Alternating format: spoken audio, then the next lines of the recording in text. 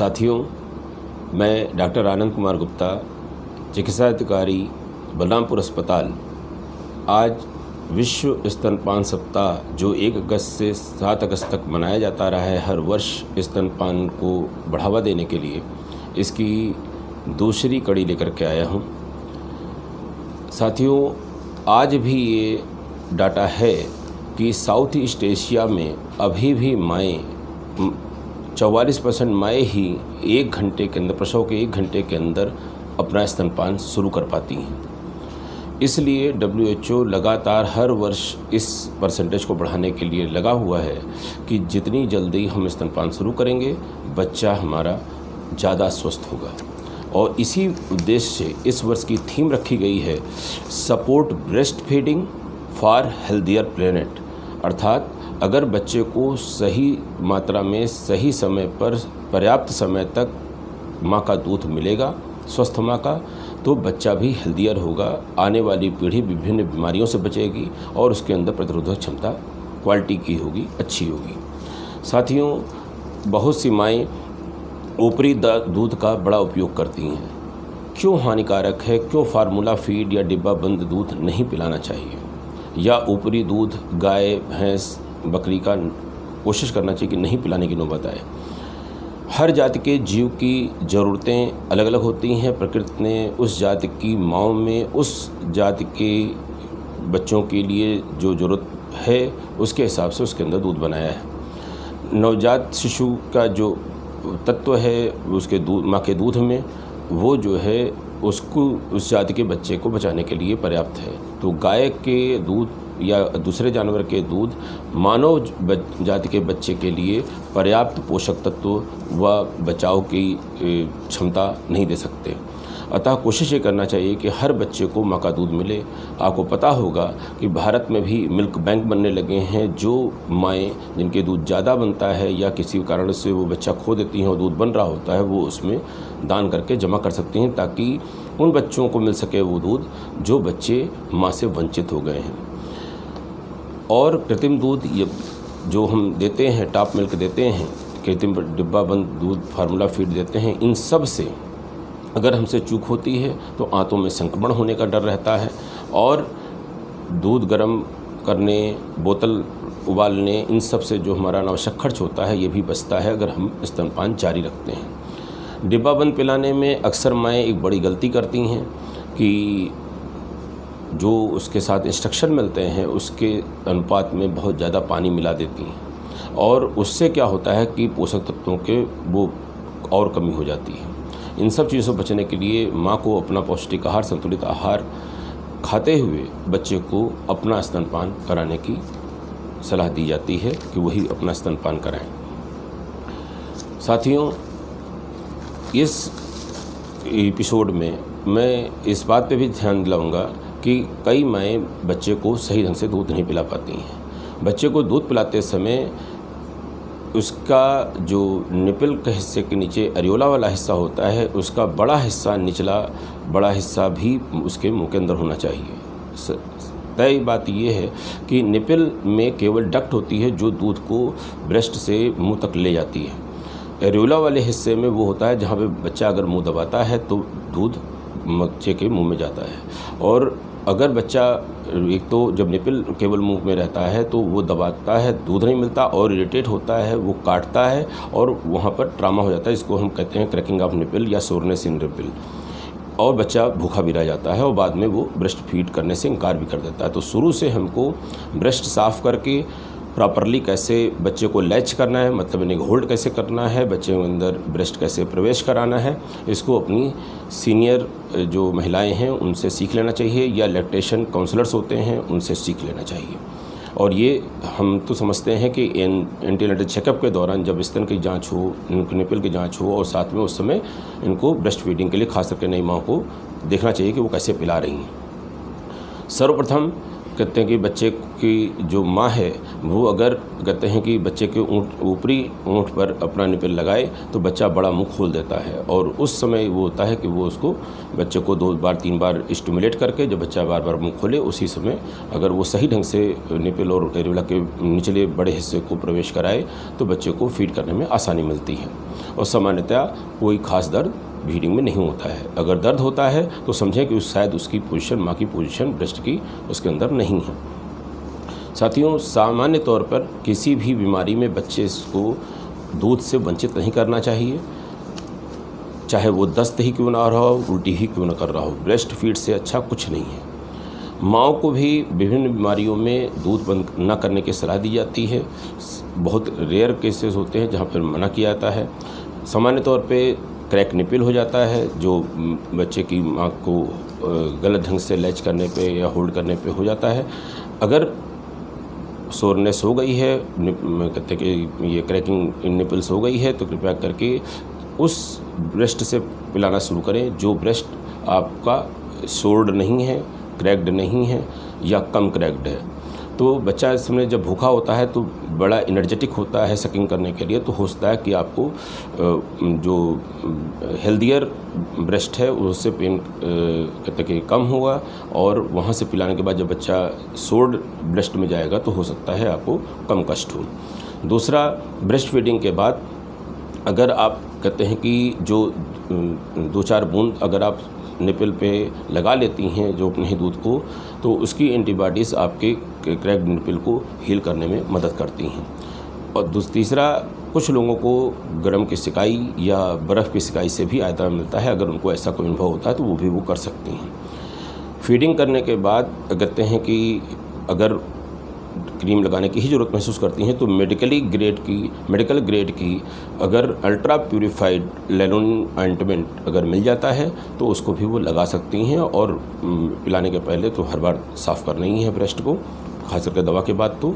और आप कहते हैं कि अगर उसके बाद भी आराम नहीं मिलता या लगता है कि उनको राय लेनी चाहिए तो अपनी जो कहते हैं कि ऑब्स्टेट्रिशियन डॉक्टर्स हैं या स्किन के डॉक्टर्स हैं या लैक्टेशनल जो काउंसलर्स हैं, इन सब से की मदद वो ले सकती हैं। कुछ महिलाओं में कहते हैं कि स्तन में दर्द होने लगता है, कभी कभी जो निपल में डक्ट्स होती हैं उनमें ऑब्स्ट्रक्शन आ जाता है, तो अगर वहाँ सिकाई करती हैं ब्रेस्ट की तो दबा के निकालती हैं तो वो खुल जाती है और आमतौर पे उसमें सिकाई करने से आराम मिलने लगता है। कभी कभी कहते हैं कि मैस्टाइटिस हो जाती है, मतलब ब्रेस्ट में इन्फ्लेमेशन हो जाता है, सोत हो जाता है। ये इन्फेक्शन से भी होता है, बिना इन्फेक्शन के भी हो सकता है। और ऐसे में क्या होता है कि फोड़े जैसा दर्द होता है और सूजन आ जाती है। इसमें बुखार और शरीर दर्द भी हो सकता है। ऐसे में कहते हैं कि गुनगुने पानी की शेक करके, हाथ से दबा करके, ब्रेस्ट निकाल करके और कटोरी चम्मच से बच्चे को दूध पिलाया जा सकता है और राय ली जा सकती है उसको ठीक करने के लिए।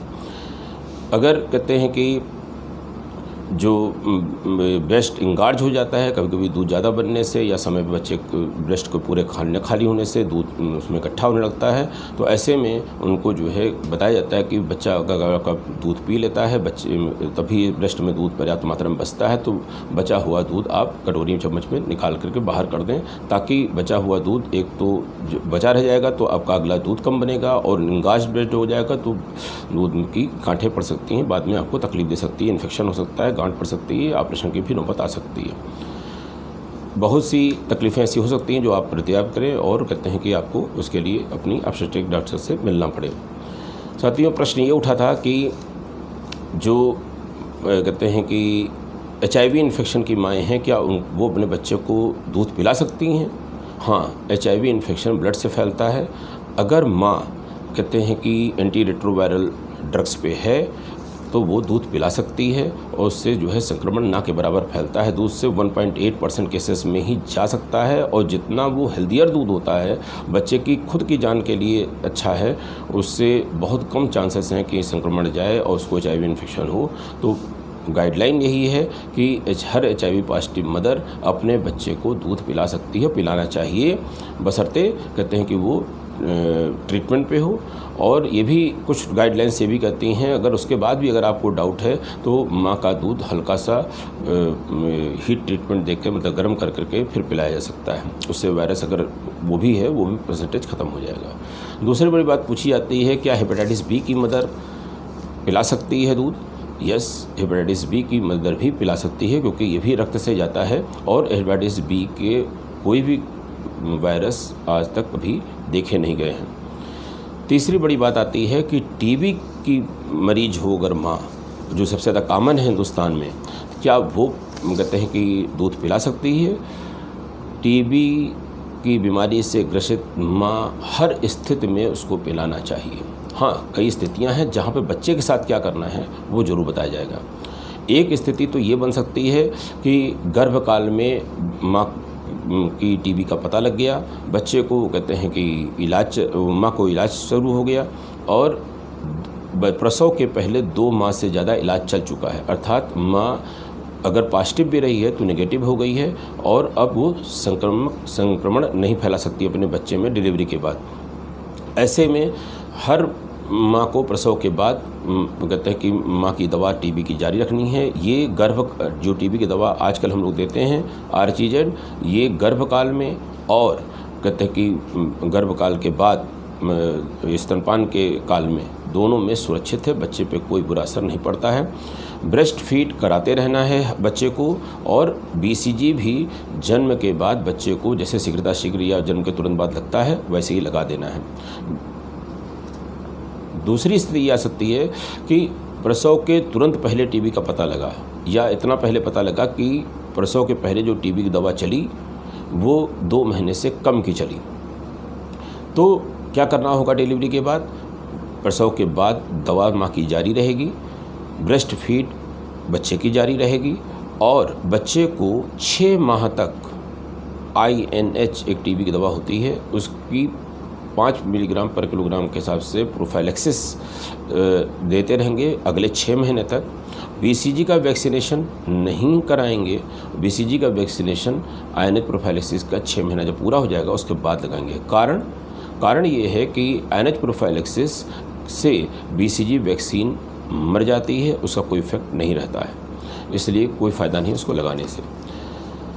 तीसरी कंडीशन क्या हो सकती है? यदि माँ की जो टीबी है वो प्रसव के बाद हुई और कहते हैं कि BCG वैक्सीनेशन बच्चे को लग गया था और जो कहते हैं कि और BCG वैक्सीनेशन के लगने के 2 महीने के अंदर माँ को टीबी का पता लगा, तो क्या होगा कि टीबी की दवा तो माँ की शुरू ही होनी है, स्तनपान करा रही थी, कराती ही रहेगी। हाँ, बच्चे में ये देखना पड़ेगा कि बच्चे में तो कोई टीबी के लक्षण नहीं है। अगर बच्चे में कोई टीबी के लक्षण नहीं तो INH प्रोफाइलैक्सिस शुरू हो जाएगी। अगर बच्चे में टीबी की जांच, कोई बुखार या वजन लॉस या ऐसी कोई बात दिख रही है तो उसको टीबी के लिए जांच की जाएगी। अगर टीबी निकलती है तो टीबी का इलाज बच्चे के में भी शुरू हो जाएगा। बच्चे में अगर टीबी कोई भी नहीं है तो INH प्रोफाइलैक्सिस शुरू हो जाएगी। BCG चूँकि जो पहले लगा था INH प्रोफाइलैक्सिस चली है तो वो बेकार हो जाएगी, तो इसमें रीइम्यूनाइजेशन करना पड़ेगा टीबी के प्रोफाइलैक्सिस बच्चे में पूरी होने के बाद। यदि माँ में टीबी का जो पता लगा है प्रसव के 2 महीने से ज़्यादा बाद में पता लगा है, बच्चे का वैक्सीनेशन हो चुका है, तो कहते कि वैक्सीनेशन के भी 2 माह हो गए हैं, उसके बाद कहते कि टीबी की दवा माँ में चलने जा रही है, तो कुछ नहीं करना है, माँ की टीबी की दवा शुरू हो जाएगी, ब्रेस्ट फीड चलती रह जाएगी, बच्चे को INH प्रोफाइलैक्सिस पर रख देंगे।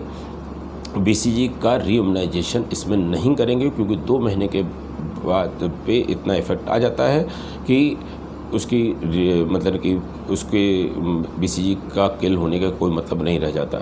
और हाँ, पूरे 1 साल तक ऐसे सारे बच्चों को वॉच करते रहते हैं, कभी भी माँ के ट्रीटमेंट के पहले, माँ के ट्रीटमेंट के दौरान, माँ के ट्रीटमेंट के बाद अगर उसके अंदर ये लक्षण आते हैं कि बच्चे का वेट लॉस हो रहा है, बच्चा खा पी नहीं रहा है, बच्चा इरिटेबल हो रहा है, इस तरह की खांसी कर रहा है, तो या इस तरह किसी भी लक्षण जिसके अंदर बच्चा बीमार है, तो उसमें टीबी, अगर बच्चे माँ में टीबी है इसलिए बच्चे में टीबी सोचते हुए उसकी पूरी जाँच करानी चाहिए। अगर टीबी निकलती है तो बच्चे का टीबी का इलाज भी करना चाहिए।